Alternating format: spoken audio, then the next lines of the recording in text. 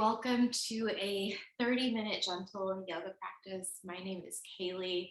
We are going to focus today on the joint spaces and the nervous system. These are two passions of mine, the nervous system being a passion that I've had for a long time with yoga and the mind-body connection. I think it's easy to kind of forget that the mind is like the nervous system, which is actually in all of the body. So we'll be focusing a little bit on that, as well as again on just bringing some space into the joints. When you're ready, you can meet me on your back, on your mat. Step the feet down underneath the knees, just giving the pelvis an opportunity to reset there. And then bring your hands on your torso. Wherever they land is fine. Breathe in, breathe out. Settle into your space.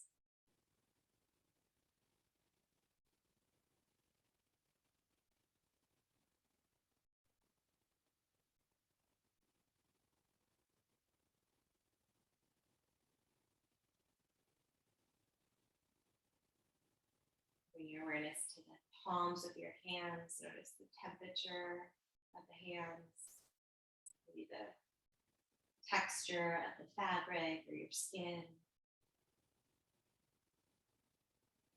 Take another deep, clear breath in through your nose here, like you're filling up a balloon in the chest and the belly to about 80% full. Go ahead and open your mouth to exhale. Maybe feel the hips release a bit. One more deep breath here, in through your nose. Out through your mouth, relax the jaw. Bring the arms into a goalpost shape. Move anything that might be in your way. And then windshield wiper your knees, really small range of motion. So stay within the frame of your mat. Or if you're not on a mat, you're just on the carpet, that's great too, or on a blanket. Just stay in a small range of motion so you can really kind of massage the whole length of your sacrum. Just check in with the pelvis. Bring the knees back through the center, feet and knees about hips distance apart. Keep your butt down, but arch your back. So create a little gap between your back and the floor. And then do the opposite. Tuck the tailbone up toward the knees, kind of pressing the back of the ribs down and that mid and lower back down. So take that range of motion a couple times, just tilting the pelvis, anterior and posterior pelvic tilt. It might feel good to get even like a little bit of a rocking action going. You can push into the feet, or maybe some days it feels really good to be kind of almost micromanaging the movement. Think about all of the things that we can't control, but then playing around, especially with some of these movements that we'll do today in the joints, how controlled we could make that movement.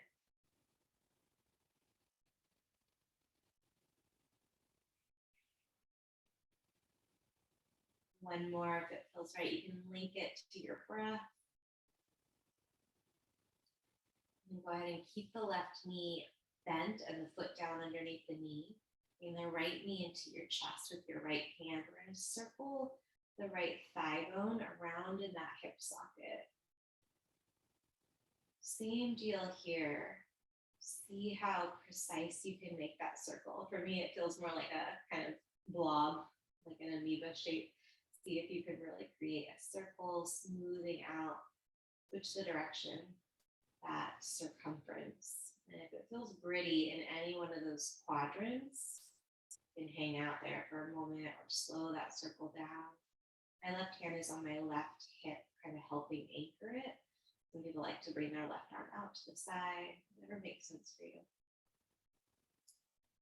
One more good circle in the direction that you're moving, and then bring the right leg up toward the ceiling. Interlace your fingers behind the knee. It does not matter at all how straight that leg goes. You can play around with getting a real big hamstring stretch, but bring your awareness into the knee here. We're going to bring the right heel back down toward the right thigh and then back up. So focusing on the right knee, maybe even closing your eyes and slowing that movement down. Feel that knee moving really smooth in the joint.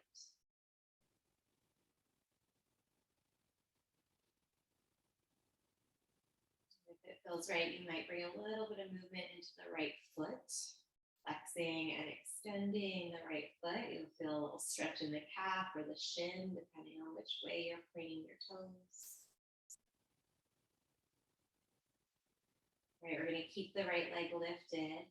Bring the arms out to that cactus shape again, and then slowly lower the right leg.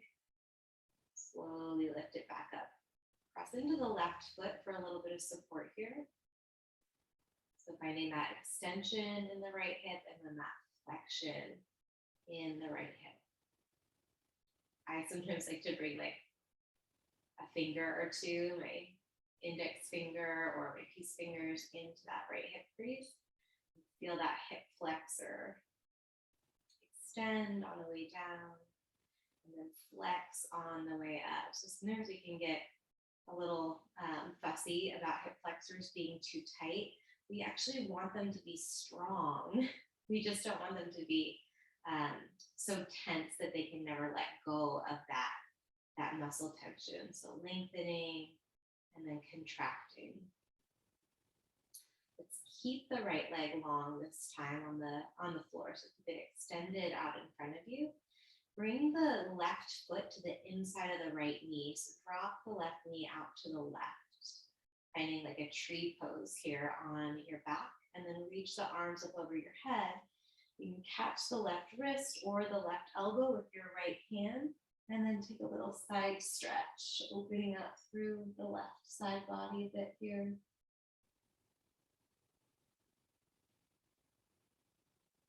Using a little bit of breath to scan for any pockets of tension. Notice if you're holding on through your eyes or your jaw or your belly.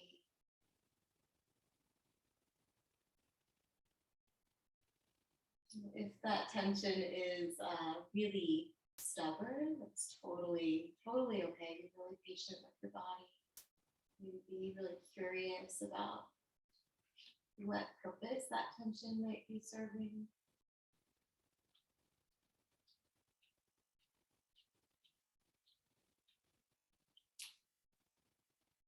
And take one more long breath.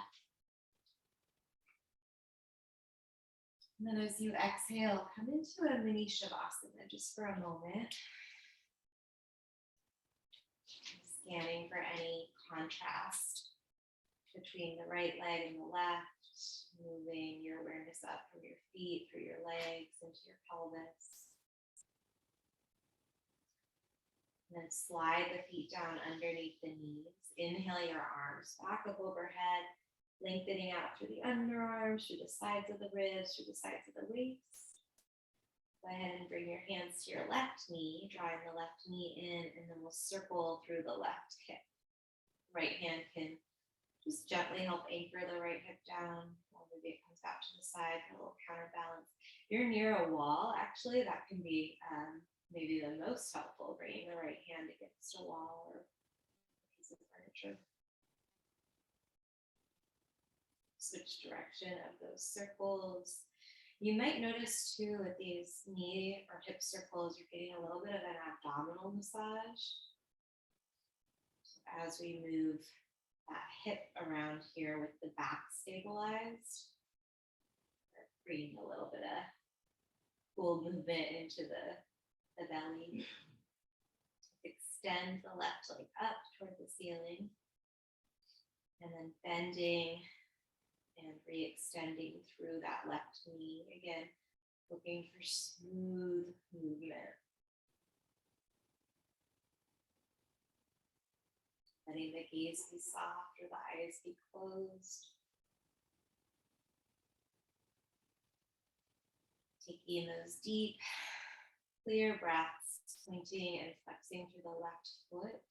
If that feels interesting for your ankle and your calf.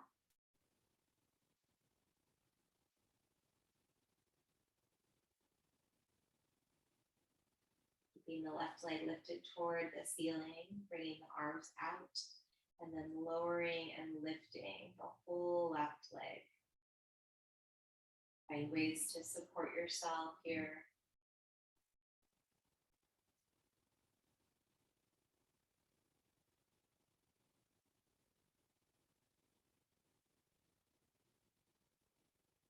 So you can be really precise with this movement. So I think about like the hand of a grandfather clock or something, and it has this really precise end point on each sides of that pendulum.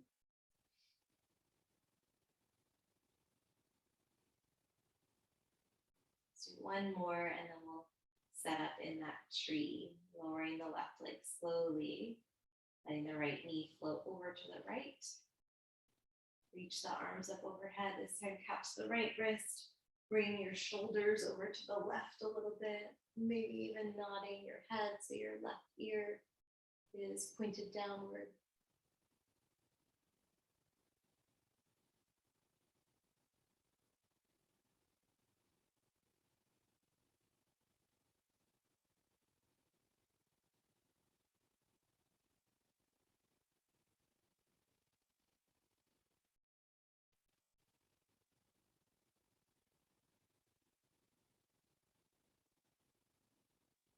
Just checking in with the body if it's not like a 10 out of 10 for feeling comfortable here.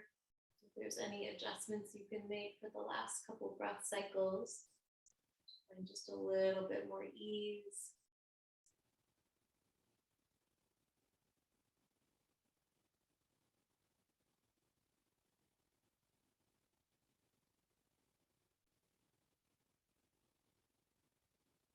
And gently releasing.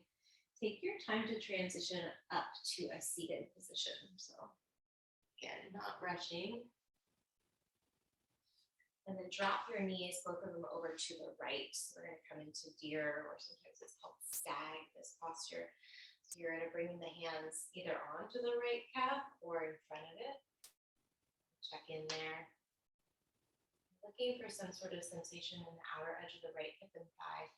So if you're not feeling much of anything at all, you can start to play around with bringing the forearms down. And notice too, there's always an option to bring the arms over toward the right knee. In my body, with my specific like skeletal anatomy, this actually feels like a pretty good stretch. Some people, it might be more over to the foot. So give yourself permission to explore a little bit, find what's going to be productive for you. Allow yourself to start to settle in. Considering if there's any way that you can feel a little bit more connected in this moment. Maybe anchoring into the rhythm of your breath. Getting really curious about a sensation in the body. The mind is real busy, just being curious about that as well, right? So if thoughts are real persistent, instead of judging it, being real patient.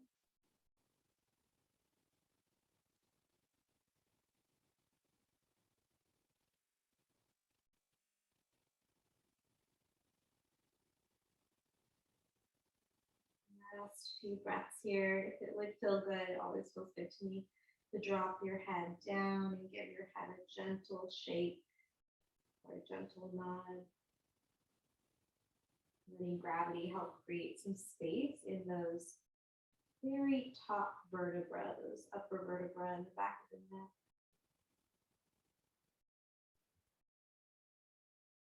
Especially those ones like holding the weight of the head right there. They're actually kind of the smallest vertebra, and you've got the whole weight of the head to support. So letting gravity kind of help traction those little joints apart gently. And slowly start to lift up. Bring your hands back behind you when you're upright. And we'll windshield wiper the knees side to side. Maybe keeping the knees in that 90-90.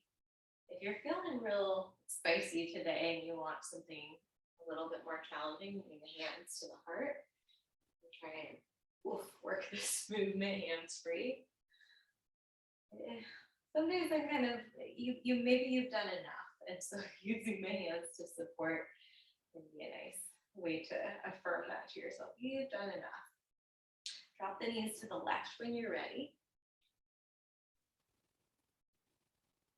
And then set up on this side, taking the first 30 to 60 seconds to kind of explore what feels most productive in your body.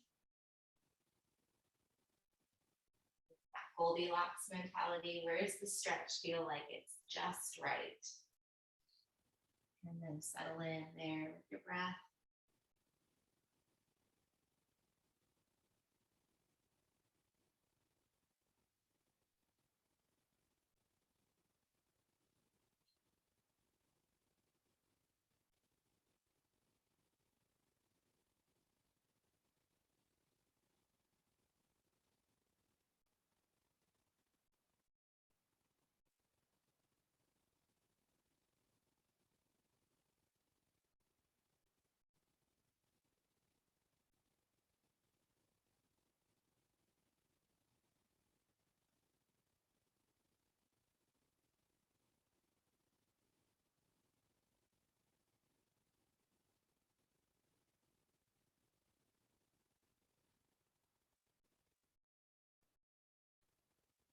Last couple breath cycles here.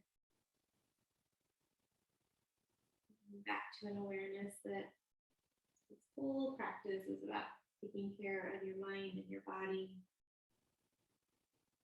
Maybe some version of that intention or that thought. It doesn't have to be exactly those words, but sinking back into that awareness as you lift up. Once more, bring the hands back. Windshield like birth through the knees, through the hips, through the pelvis. Next time the knees are over to the right, let's stay there for a moment. Set up so that both of your hips are down, so that you're not all the way over on that right hip. Let's take the arms up overhead for a moment, just lengthening out through the spine. Keep the chin level, so as you're lengthening through the spine, notice if your tendency is to tilt the chin up, and see if instead of doing that, you can really think about the crown of the head being lifted up. Rotate a little bit to the right. Let's bring the left hand toward the right knee, right fingers content back behind you. Keep that lift through the crown as opposed to the chin here. If you want to do something with the chin, you might start to take a couple really slow traffic checks, moving the chin from shoulder to shoulder. And just like we did with the leg earlier, really owning every little millimeter of that movement. A definite end point.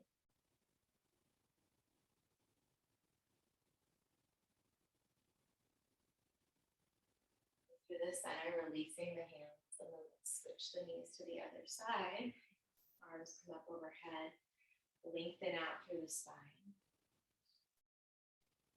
And twist to the left, right hand, left knee.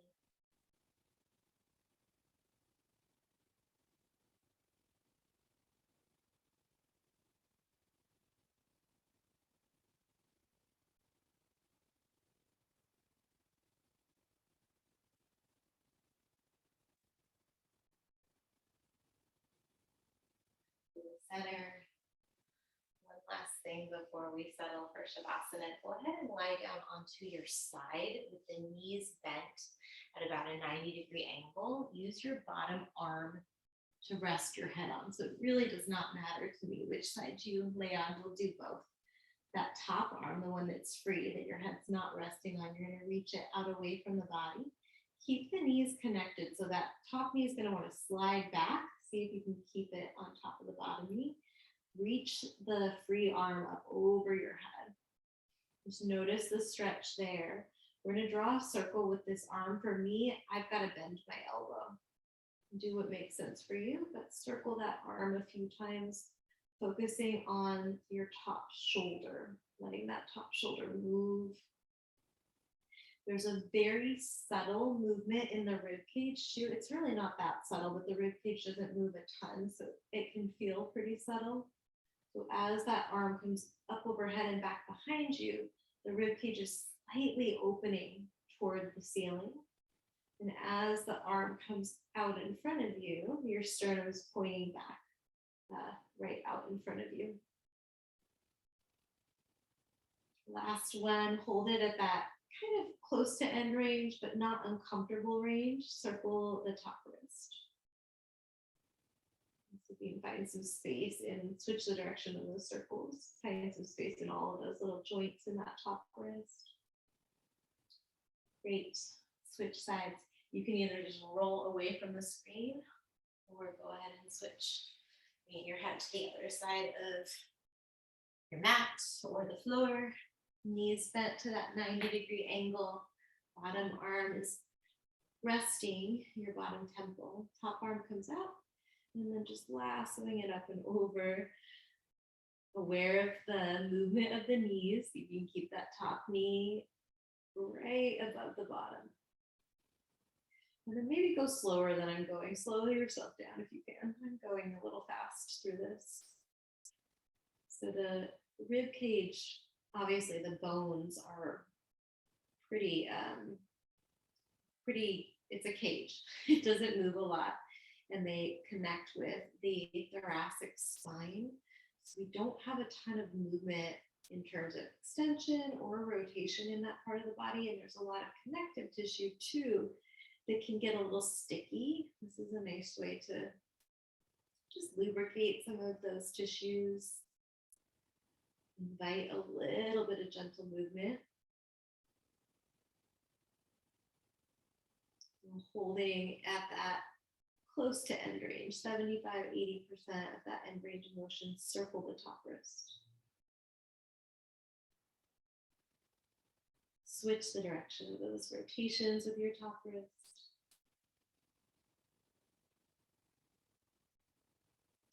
Find Shavasana without any rush. So keeping that deliberate kind of movement going. Or maybe it's a little awkward. I'm moving a little awkward. It's fine too. Letting it be like a tone of kindness behind how you're moving your body. Kindness takes a little bit of awareness, a little bit of presence. It's hard to be kind if we're distracted or rushing. Take the legs out.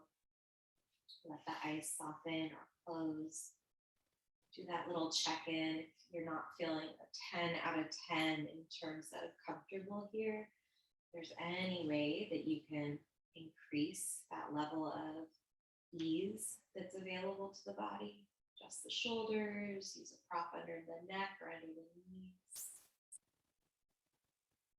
Letting the body become still.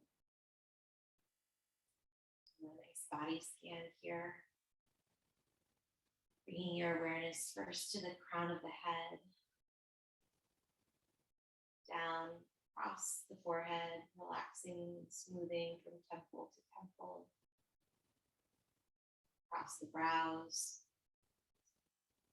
relaxing through the eyelids, the eyes, and muscles around the eyes.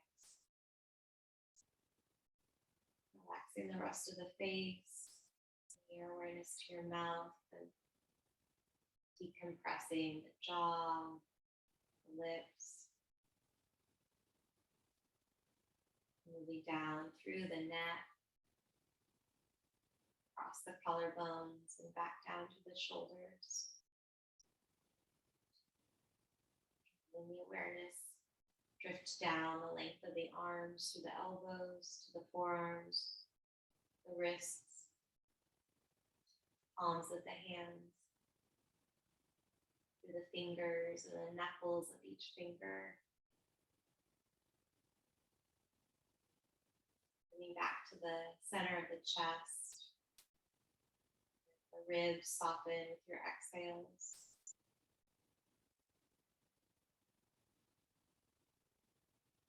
Moving down through the sides of the waist, the belly, and the lower back.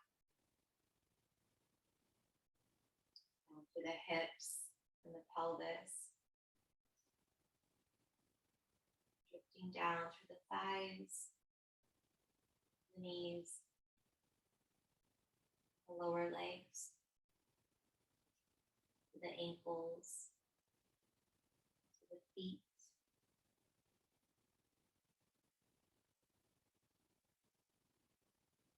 And continuing to hone in on your breath for another moment here. Releasing to a more global awareness of your body. Noticing where your attention gravitates.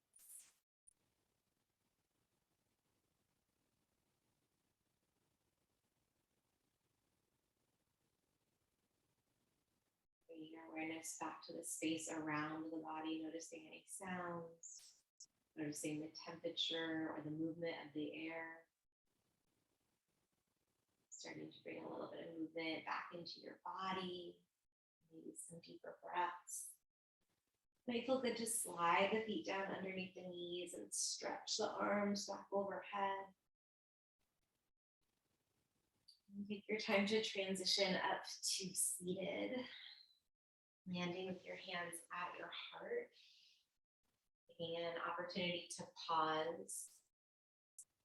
I listened to a student at Thich Nhat Hanh being interviewed, and the interviewer asked her, how can we hope to live a peaceful life in a chaotic world?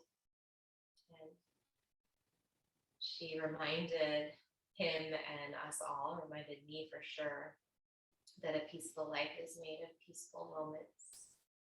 We have the opportunity and the capacity at any moment to choose a more peaceful tone, bring that into the world. And maybe the littlest of ways. Plugging into that, we'll take one last big breath together, shrug the shoulders into the ears. And then let it go. Thanks, Rasha. Perfect timing. Thanks for joining me.